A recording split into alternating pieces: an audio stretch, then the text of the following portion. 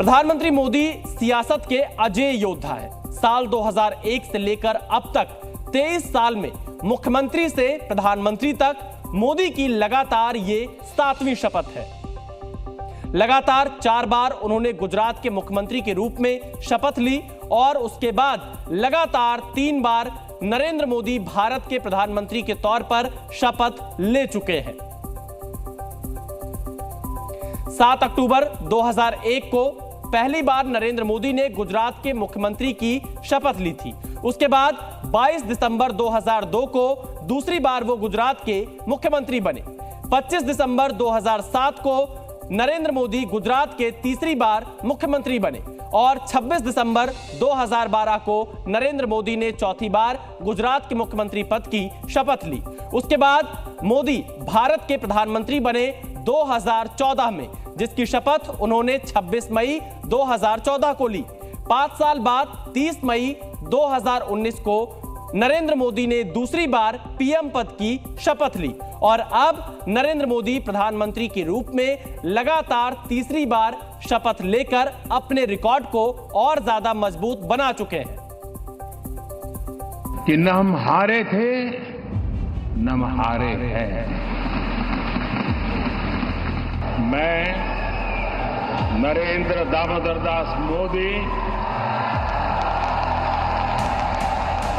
ईश्वर की शपथ लेता हूं कि मैं विधि द्वारा स्थापित भारत के संविधान के प्रति गुजरात राज्यना मुख्यमंत्री तरीकेना मारा कर्तव्योना योग्य पालन माटे। 7 अक्टूबर 2001 को जब नरेंद्र मोदी पहली बार गुजरात के मुख्यमंत्री बनाए गए, तब तक उनकी अपनी कोई विशेष पहचान नहीं थी। गुजरात समेत देश के लिए वो एक अनजान चेहरा थे।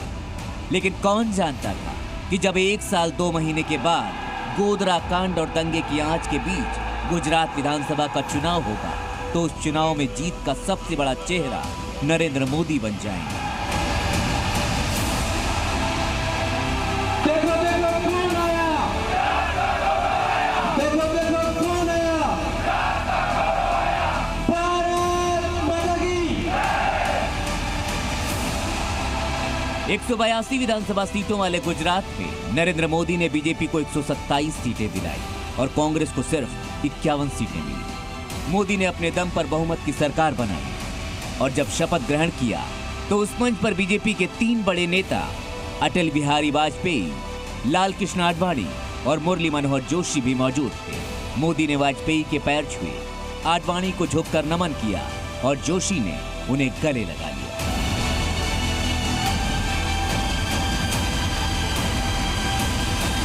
ये सिर्फ बीजेपी में मोदी के उभरने की शुरुआत नहीं थी, बल्कि एक ऐसे नेता का उदय हो रहा था जिसे हरा पाना कांग्रेस के लिए नामुमकिन होने जा रहा था।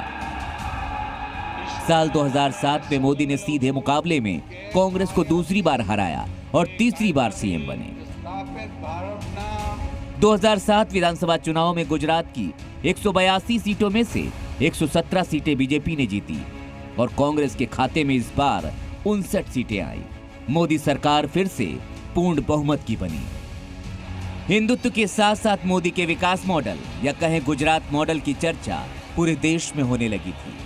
उसके बाद 2012 का विधानसभा चुनाव आया।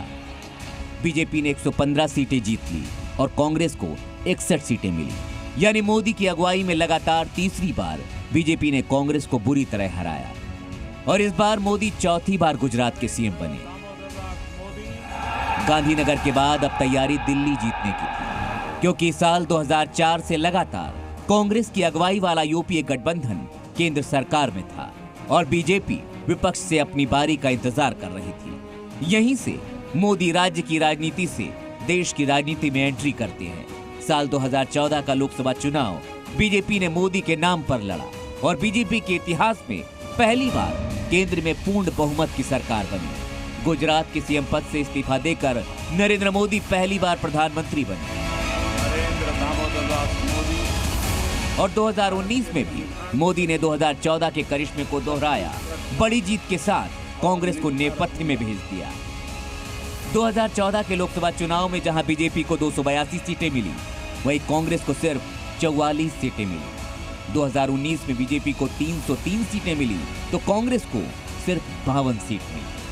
वहीं 2024 में बीजेपी को 240 सीट और कांग्रेस को 99 सीटें मिली। मोदी और कांग्रेस के सीधे मुकाबले में ऐसा पहली बार हुआ जब बीजेपी को पूर्ण बहुमत नहीं मिला, लेकिन बीजेपी की अगुवाई वाला गठबंधन एनडीए पूर्ण बहुमत में है और नरेंद्र मोदी ने तीसरी बार प्रधानमंत्री पद की शपथ ले ली है। ब्यूरो रिपोर्ट, जी मीडिया। नरेंद्र दामोदर दास मोदी संघ के प्रधानमंत्री के रूप में शुद्ध अंतःकरण से निर्वहन करूंगा।